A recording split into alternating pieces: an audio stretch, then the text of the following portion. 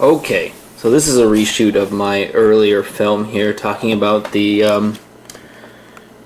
Sony CCD TR3300. I got this in the mail today.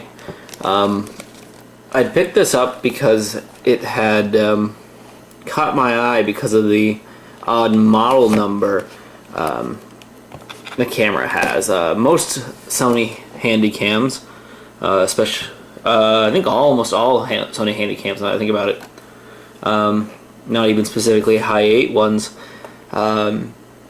typically are 3 numbers, CCD or DCR, I think is the other one for maybe mini DV cameras.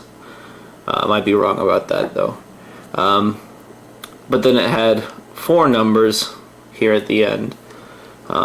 So it stuck out to me, and so I decided to take a look at the listing on eBay about the camera, and it has some interesting features that I have not seen on other handycams or even the high 8 handycams. First thing I noticed was this this lens on the camera. This appears to be, at least according to the manual, the OEM lens cap, which is weird.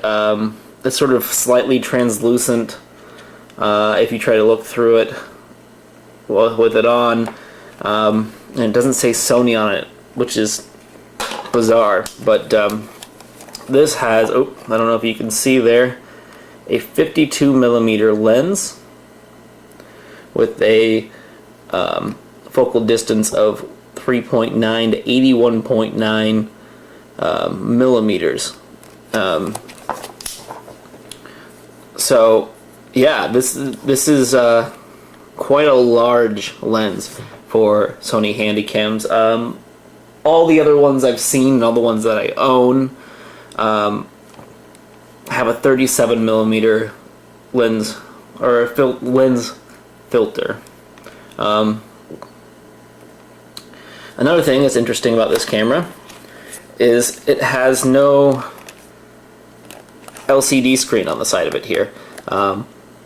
There is one other model set, or maybe 2. The high-end versions of them are the TR940 and 916, I want to say. They also don't have the LCD viewfinder, so all the buttons and controls are here and here. It does have a manual focus ring. This is plastic, unfortunately, unlike my 730, which has a nice machined aluminum one, which feels quite good in the hand. So this is also quite a heavy camera comparatively. This is about as heavy as the 730 is. So it's, I don't know, the manual probably tells me, but I would guess probably 4 pounds. It's got focus selector here of auto, manual, and infinite, or infinity, with a push auto button here. So what that does is if you have it in manual mode and you hit this button, it will go into autofocus for as long as you hold the button down, which is a nice feature to have. You get the backlight and fader. Another interesting thing that stood out to me about this camera is the front section here. So you've got your hi-fi microphone on left and right, and your infrared bar is much smaller than most other handy cams. If we turn on night shot here on this guy, you'll be able to see inside. There you go.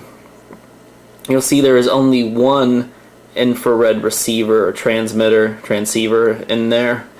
For the remote, this camera doesn't have night shot, which is the only handycam I've seen without night shot. I'm filming this, by the way, on a TR3300, which is quite a nice camera. I got a good deal on this guy. He was like 30 bucks without a charger or battery. So so I got that for a good deal. L series batteries are quite expensive, by the way.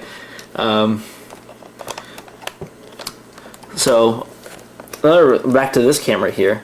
A really nice feature this camera has the ability here to control a lot of the gain, the shutter speed, and the aperture, called the iris on here, and white balance.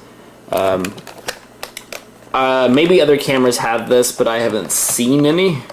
It has a 1 in 10,000 shutter speed, maximum shutter speed, which is extremely high, even for, I think, modern cameras.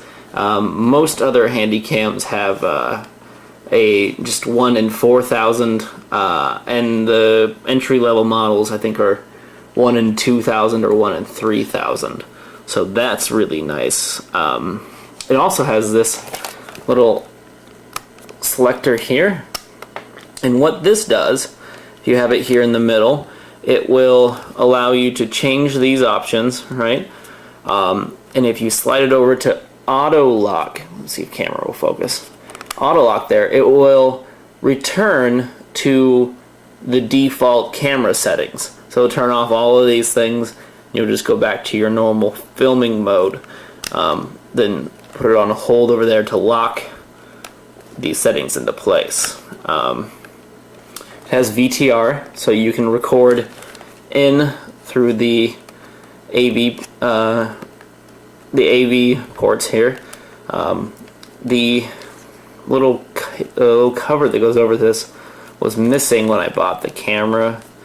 The Handycam, or the Sony hand grip here is in really good condition. They are notorious for flaking apart and falling apart. These, I think it's just some vinyl there. It's got also your standard headphone and mic inputs there. Everything else is pretty standard. Digital and picture effects. Has the usual suspects of those guys. Got your lock and standby. It has the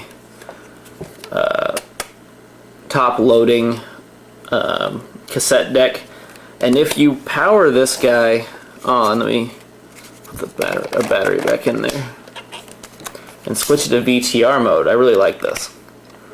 Those things light up in this nice amber color, and this is a little light here on top that shows you the viewfinder is on. You can, there's a setting in the menu here to have a power saving mode, where if you put, it must be like an optical sensor or a pressure sensor here on the viewfinder lens, and it will shut off the viewfinder when you pull your face away from the viewpiece here, which is a nice way to extend the life of your battery, but I found it very difficult to control the camera with, because there's a slight delay. It's probably a second or less, especially when you have all these functions on the outside. You sort of have to pull your head away, just look and see, oh, where's my shutter control or whatever. Maybe it becomes easier when you have more familiarity with the camera, but I found it hard to film using that mode. So it's got steady shot, super steady shot, and a color viewfinder. It's my first one with a color viewfinder. That's actually pretty nice. It's pretty high resolution too. I wonder if you'll actually, let's see if you can see down in there. Yeah, a little bit, but you can't really tell it's in color. If we go here to, so this is the thing I like too. This LCD screen is different than any of the other LCD screens I've seen on them. It's got this really nice amber coloration to it. It shows you how far along you are, how much tape you have remaining. Your mode, you can set this camera to run in high 8 or 8mm, and also standard and long play. So that's interesting. I really like that feature. If you switch it over to camera mode here, welcome to Sony Handycams. There's also a feature called ORC. I don't know how many cameras have this. I've seen it is an option on a couple of them, buried in menus.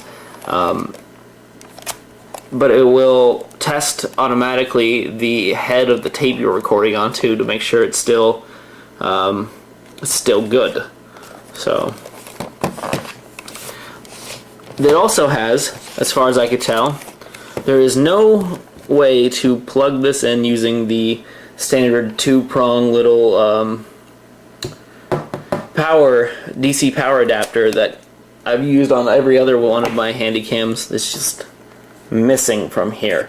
What it turns out is there is a special adapter which is in which I show you in my other video, look through the manual, which has like a battery insert, and you put that in there, and then that runs off of a external power supply, sort of like a laptop, and it charges that, or it has DC input that way, and there's a charging station on the side of the power supply to charge your batteries. This on bottom here is also interesting and new. It turns out it's sort of like a smart horseshoe that comes on the top of these things. It's also part of the charging port. It slides in on the bottom and slides back. You know, it engages those pins there. It also is used with the editing station. The Canadian model, specifically sold in Canada, comes with a editing station which has these a jog wheel and play and pause and dub functions and things. I just actually bought one on Amazon, or eBay, not Amazon, for like 36 euros, whatever that is in US, like 40 odd bucks, from Germany. So I can't wait for that to get here. I'll probably do an unboxing video for you guys when that arrives. But yeah, so this is the Sony CCD TR3300. That's it for now, guys. I'll see you later.